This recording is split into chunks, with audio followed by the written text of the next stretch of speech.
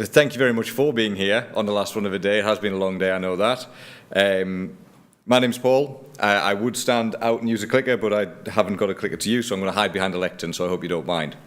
I am CTO of DRS and Parallel 51. Our flagship product, ARC 51, is an AI-driven document digitization platform. I'm not supposed to talk about it all that much because it's not open source, so I'm going to sort of pivot quite quickly into the reason that I'm here today, which is to talk about CDM. I'm a big proponent. I'm very much bullish on CDM. I think it's a very good topic to kind of have everyone chatting about and to make sure it's moving along in the right ways. I'm also very aware that it's quite a dry topic of conversation. It's a modelling representation of financial contracts, so it can get a little bit dry. To try and alleviate that, what I have done is I've taken my son's favourite films and I've tried to sprinkle them into the presentation. So try and keep an eye out for those if you can. When I submitted this talk to FINOS back in February, I had a very sort of set out agenda in what I wanted to say, and it was all about talking more about standardizing legal contracts. Fast forward 4 months, a third of a year, open source is always moving. We've started talking more about legal contracts. So I actually was sort of unsure on how to really proceed and what to do with this, because I was kind of going, we need to do this, we've done it. The talk, I might as well sort of sit down and say, right, okay, thank you very much, we're done. So if you'll permit me, what I have done is changed the conversation slightly. It's still, we need to talk more about standardizing legal contracts, but we do need to talk more and less about standardizing legal contracts. And that is a little bit of an oxymoron, and I do appreciate that. I'm hoping you can bear with me as we get into the reads of it. So let's start at the beginning, which is always a very good place to start. A long time ago, in a galaxy far, far away, not actually all that long time ago. It was actually about 40 years or so ago, and it wasn't actually a galaxy far, far away. It was actually in New York and London. So about 40 years ago in New York and London, we had the birth of what we would really consider now the standardized paper contracts, the concept of sort of standardizing contracts on paper. This came about, from what I know, through the birth of the ISDA Master Agreement in 1987, and in 92 and 2002. 1987, to make anyone who's a little bit older than me feel really bad, that's actually before I was born. So I was actually born after the birth of these standardized contracts. Then in 95, ICMA came up with the GMRA, and that was again in 2000 and 2011. In 94, you had the New York CSA. In 95, you had the English Law CSA. You had the 2000 GMSLA in 2010 from ISLA. And the 2014 SDA, 2016, 2017. And I could have gone on and on here. I could have created an awful lot of, filled slides and slides and slides with standard contracts that we have, that everyone understands the basic DNA and the basic makeup of what these contracts are and what goes inside them. And there's a couple of things that are really important here. The first one was that everyone understood that standardization would make things faster, more efficient, and better in general to be used. But on the flip side, no one came up with a one-size-fits-all, this is the financial contract that we need to put in place between our parties to trade everything. I think a few times people had cracks at it, no one ever came to it, so ISDA had their thing, ISLA had their thing, ICMA had their thing, and it sort of all builds from that, and you have a plethora of contracts to cover all of the different options. But standardization came in, and everyone was moving more efficiently. We then enter into a digital era, and the questions that stakeholders were coming out with, how can we represent our contracts in software to do more with them? Inherently, there is data, valuable data stored in these legal contracts that people go into, and companies were realizing that that data held value, it held a genuine chance to improve on sort of ROI, it had a chance to improve on that bottom line and have a competitive edge. So great, we've got data, we need to do something with it. That's where ARC 51 comes in and turn it digital, but I can't talk about that too much, I'm not talking about that too much. We then have to accommodate our own downstream processes. So the companies have to say, okay, we know there's requisite data here, we've got our own flows, we've got our own downstream processes, we've got our own internal tools that we need to work with this data inside these digital contracts.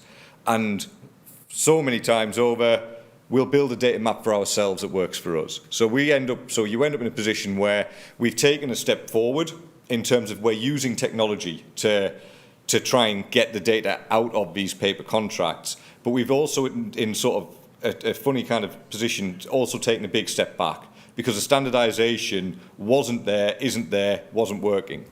And what that results in is thousands of different digital representations of those self-same paper contracts, and working out how to get between them was the new frontier of how to solve these problems. And because there's thousands of different digital representations, you've got endless possibilities, you've got a very high cost that you've got to consider. And you know, I've had these conversations. So we've got a new workflow, we've got a new internal tool that we need to actually put our data into.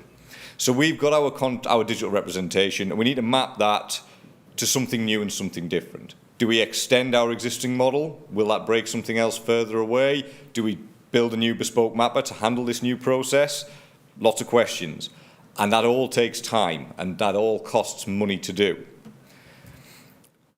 We're changing our vendor. We've decided that we've not got the right option for us. Something new's come out into the market and we actually want to change and pivot and go somewhere else.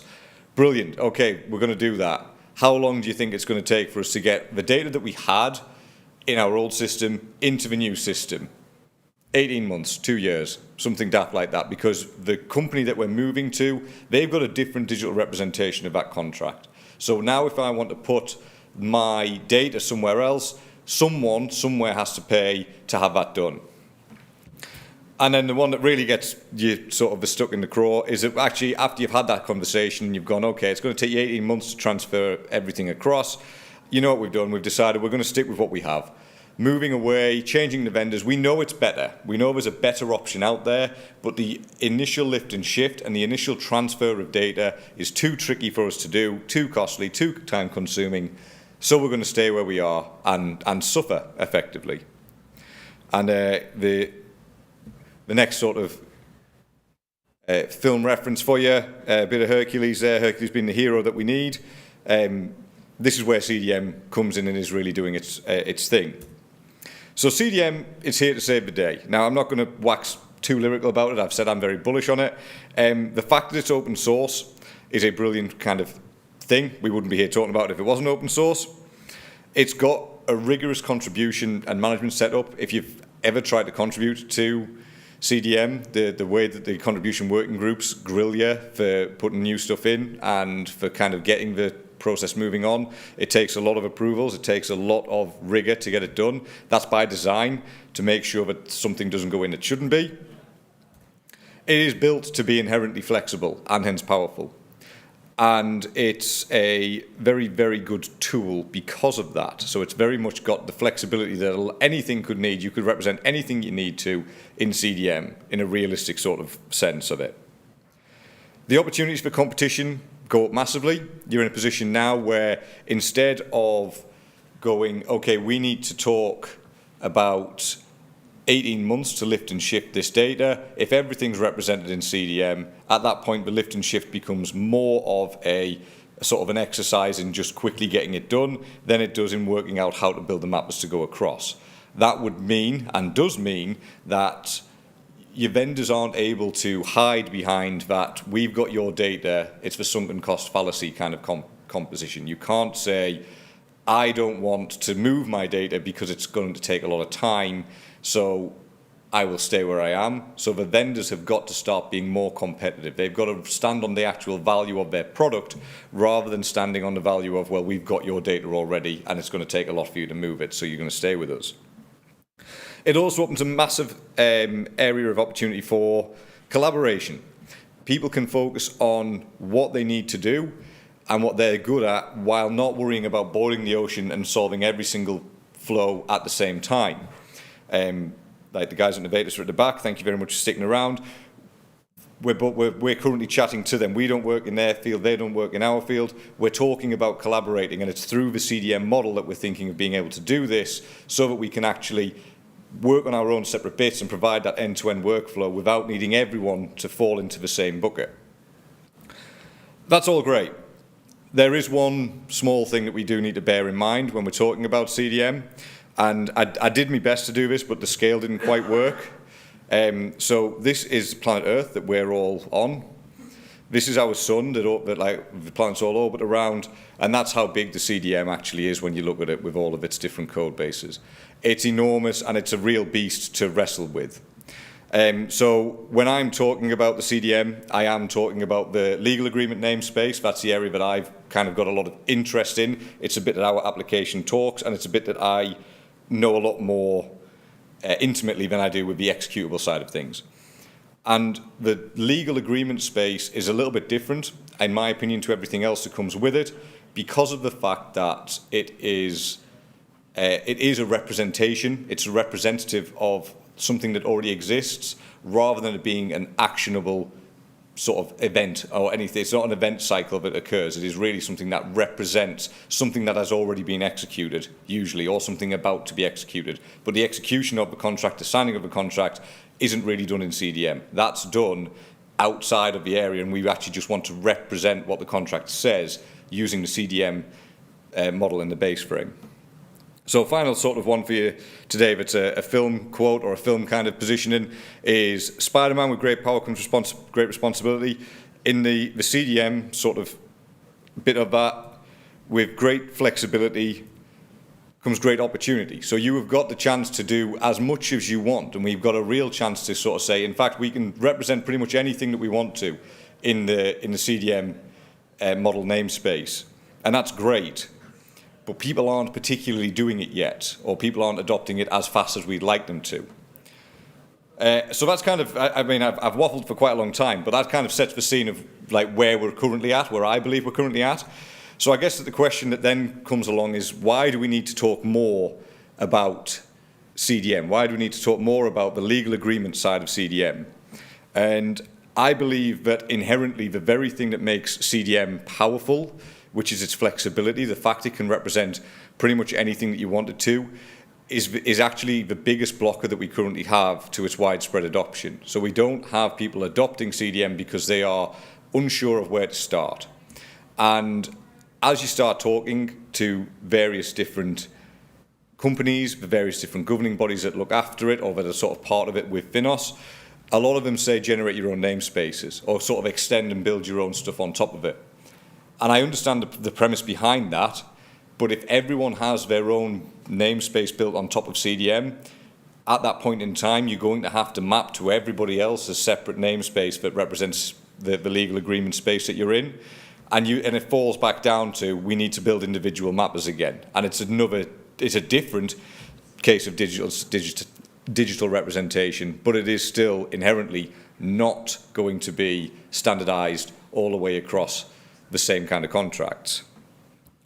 And I think that this is okay. I think it's genuinely an okay thing to say that it's too flexible as it stands right now, because as we talked about at the beginning, as I said at the beginning, we never found a one-size-fits-all approach to the paper contracts. We couldn't say, here's financial contract that we enter into and now we can do everything. So I think that trying to do that and put a digital representation of a financial contract that can do everything will equally fall down and won't really work. And at the moment, the flexibility that's there allows you to capture everything, but nothing in enough typecasting and measures as it stands. And again, sorry, so shouldn't have said that before I pressed the button. So what I think we should be doing, we should be talking more about introducing more guardrails, introducing more typing, and not just typing in terms of this is a GMSLA, this is an ISDA master agreement, this is a credit support annex. We need to be going even further into, here are the elections that stand between them. And this is a base currency, and it's a currency that has a defined enumerated list. And at the moment, that doesn't exist in the system. And I think that that's where we need to be moving towards. And there's actually some work already being done. So ISDA, we're working on their ISDA Foundations model, which had the credit support elections. That's now gone into CDM Core. And that had an awful lot of strong typing and strong casting. So it makes the mapping to CDM more complicated, but it also means that once you are in a position of having that casting, you're standardized across companies. We don't need to standardize across contracts. We don't need to standardize across an ISDA and a GIMRA and a GMSLA. We do need to standardize across a GMRA for Company A and for Company B and for Company C. So the actual contracts need to look the same across companies rather than the same across the contracts. Now, if you pay attention to all of the pull requests that go into the CDM and you pay attention to the version control and the changes, you might be wondering, didn't we do this about a month ago? And that's exactly right, and that's exactly why I had to change the title of this to be Talk More and Less About It. Yeah, so we did. So it was me. It was me that did it. That's how I know it's there. We've added now the skeleton framework for GMSLA, GMRA, and ISDA master agreements into the agreement namespace. That's done. It's in production. At the moment, it's empty. It's completely empty, and it's just sort of there, ready for future development. End of this year, it was approved and merged into production. End of April this year, sorry. Approved and merged into production. So then, I suppose that we then have to pivot and say, okay, on that basis, that's great. So why do we need to talk less about it? And I guess that really this is a call to arms to the 8 of you that are sat here in the room. Right, so I am going to just persevere and pretend everybody's here, and ICMA and ISDA and ISLA are here as well. Standardization in the digital world isn't a nice to have. It's an absolute must have. As we are moving away from paper contracts, as everyone is moving into tech, particularly with AI and agentic AI on the horizon, we aren't going to be able to continue to say, well, we have slightly different maps and we have to work to make everything work together. It will just create stagnation, and the teams and the companies that can move the fastest will be the ones that win. And standardization is the way to do that. That being said, each governing body, and I am kind of stacking this around the legal agreements of the ISDA Master Agreement, the GMSLA and GMRA that we've got approved and merged into production now. They know their own contracts the best. They know what these contracts have and got in them. They are the experts in the field. So the question really is, who is better to determine what the digital form of each of their own contracts should look like? And they've tried to do this before, and they've always ended up going down a path of saying, well, we'll build this thing, but they've never had the foundation of a core concept that they can share, which is where the CDM comes into. It's always going to need a quarterback approach. It's always going to need oversight, FINOS, making sure that the things are going to line up nicely, making sure that we've got, if there's a big overlap, if there's a piece of overlap, that's the ISDA Master Agreement, the GMRA, the GMSLA, and a Venn diagram, that middle overlap piece needs to go into common. It needs to be agreed upon and work together. The outskirts, the pieces that are ISDA specific, ICMA specific, they can actually go and work on those in their own sort of speed and at their own tandem. Working groups will still need to be there, everything else still need to be there, but we do need, I think we should be talking less about it and letting the governing bodies either work out their own pieces of the puzzle or get really enthusiastic vendors, pay enthusiastic vendors to do it for you, like me, not that they're here to see me wave my hand, and then reconvene. And then you can ensure at that point an appropriate level of standardization. Right, that is actually all that I had to chat about. I know that I have under-egged the pudding in terms of how long I was supposed to talk for, so I apologise for that. That's me up there. I'm happy to answer any questions or queries. That is my LinkedIn on the QR code. If you'd like to connect, then please feel free to. I am happy to answer any questions about CDM or AI or tech in general. But I guess that's it. Thank you very much.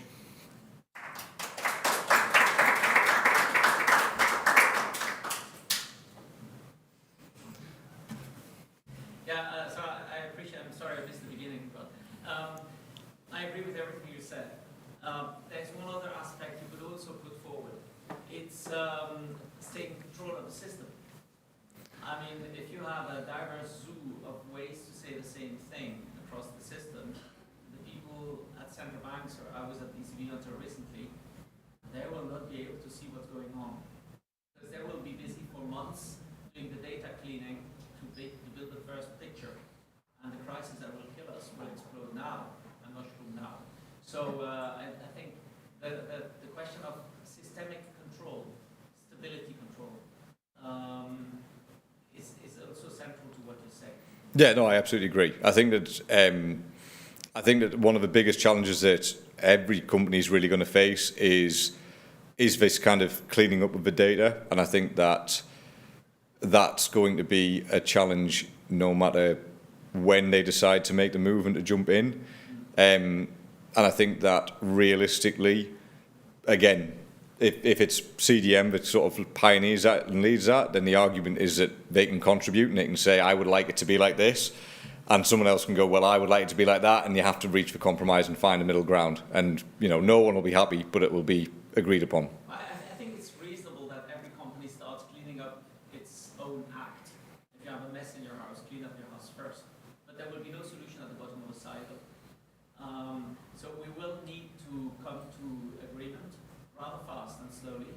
And a big system with many actors who compete will never converge. So we will need regulation. Starting with simple things. I always put the LEI as a basic. The LEI is now left by the wayside, used by regulators as a selfish little gimmick that annoys everyone out there, but it improves a little bit the reported data to me, and me as a public institution, I don't care to give back to society by making sure this is an infrastructure useful for industry. So the industry should shout, regulate that, make sure everyone has an LEI. And it's easy to do for free, I don't explain it here. Have it accurate real time. That's a real digital infrastructure worth the name. And from there you move on. Actus is one other way to standardize the expression of contracts, complementary to CDM. Yeah, those two things. And you start on simple categories of contracts. Once that is there, people out there will realize, oh shit, things work much easier now. Let's do it for the next category of contracts. And then it spreads. Yeah, no, you're absolutely right. So that's effectively where we've come. Why we decided to start with the GMRA, GMSLA, and the master agreement. We figured those were the big three. That if we can tackle those and start getting some uptick and some kind of traction with that, there's no reason that you then wouldn't go, okay, let's add an account control agreement, let's add a SDA, let's add the various other contract types into there, and slowly build this legal agreement space up so that every contract can be represented with the typing that's needed to get it to be sort of requisite and standardized across the companies. If I have understood you correctly, you said the blessing of CDM is its flexibility, but it's also its curse. Yeah. Because flexibility is really our curse, because we have it already, this flexible world where everything does everything different. The same thing, totally different. And I think there the combination of ISDA and Actus will play a very important role. Actus has recognized that the whole world of financial contract, if you look at cash flow exchange patterns, reduces to less than 3%. Except really crazy guys, very crazy. Yeah? Also that includes exotic options, whatever, CDOs, CDMs, and so on. So I think that's very important, and that's a standard out there, published and coded. So you have to code. You enter we turn CDM data into Actus data, and you see the cash flows. Stay contingent under today's conditions, yield curves. Yeah, no, I think I agree. It's definitely the way to go forward. Just to clarify, the main point or area of flexibility you focused on is within the legal agreement. Yeah, exactly right, Ian. Which was a pretty blank slate, admittedly, for representing legal documents. And the model itself, the transaction, trade level model, and the workflow of trade level life cycle is probably a lot more constrained. It is. I agree. It's a lot more constrained. It's more when we sort of got into the reads of it with the sort of the I think it was the ISDA clauses that were in there that they're being codified. You still end up in a position where you would put the key, which would be a codified key, and then you would provide a value, and the value usually fell down to a string. And the argument is, if it falls down to a string yes, a string true, a string Boolean, a string applicable, they're all 4 different ways to say yes, and there are 4 different things you would need to map to, compared to setting this as the key is actually, the object key is the defined thing, rather than having to put the key in as a string, and then the value is a Boolean, and then it always maps to true or false, and at that point it will always be the same and standardized across the companies. Perhaps one way of thinking about this as well. We now have the building blocks, the small grain building blocks, and everyone thinks we can do whatever we want. Complex things. Anyone heard of assembly theory? Yeah. I mean, evolution happens here as well. You have simple things, simple transactions, you bundle them into contracts, and certain types of contracts will become very popular, mortgages. And the population of those contracts grows. That's a winner in the selection process, in the evolution. And but see, in nature, you don't see that anyone can take different, say, from a big population of small elements, build complex things. If we could bring that kind of thinking to finance, it might simplify the type of population we have. Yeah, I agree. I don't disagree with that. I think that you would be barking up a very, very tall tree to get ICMA, ISDA and ISDA around the table to agree to chunk their various contracts up and try yet again to create the one contract to win all contracts. Well, I think it's more about introducing that kind of thinking. Right. And then if more people think like that, the general atmosphere will evolve. Yeah, that's a fair point. Recognize things more easily, and there will be less vain experimenting just to gain a little bit of competitiveness. Yeah. It's just to be, I think that to make sure we're talking about the same things, the legal community and their ability to draft legalese and legal clauses, which are often doing the same thing but saying it in a different way is a problem. Yeah. In the contract from the concept of a product and a trade, we have a better chance. I'm really happy to hear someone raise assembly theory. So I get you, Ian. So I think what you talk about is a problem of language. And here perhaps we might also think about, and the actors in the city, I mean, we work that way too, coming up with more rigorous, mathematically rigorous language. To take the flowers out of the, say, move from a human-based language to a mathematically rigorous language, then there's only one way to say things, hopefully. Yeah. You have to wrangle the lawyers into it. Right? Yeah, that is the big challenge. Yeah. It's probably I think the small end of the wedge who likes this sort of thing. I not only do they say it differently, they say it in a very messy way. Yeah. You know, say here something, say there something, and mess it all up. See, I worked a lot with lawyers over the years, and I always say, well, the lawyers, you are the mathematicians of human relationships. I think if we can find lawyers who, and they will exist, who understand the necessity for a rigorous language. I mean, they all try rigorous language, but for more rigor, so reducing the freedom on the simple things, that might already help. Mm. You can't build by every 6 minutes. So you don't get paid for reading contracts then. Yeah, but you have lawyers here, Kieran McGonigal, for instance. Yeah, no, Great sure. talk before. That's the kind of people. Yeah, for sure. Great. Brilliant. Brill. Okay. Well, like I say, thank you very much for hanging around to the very end. Cheers.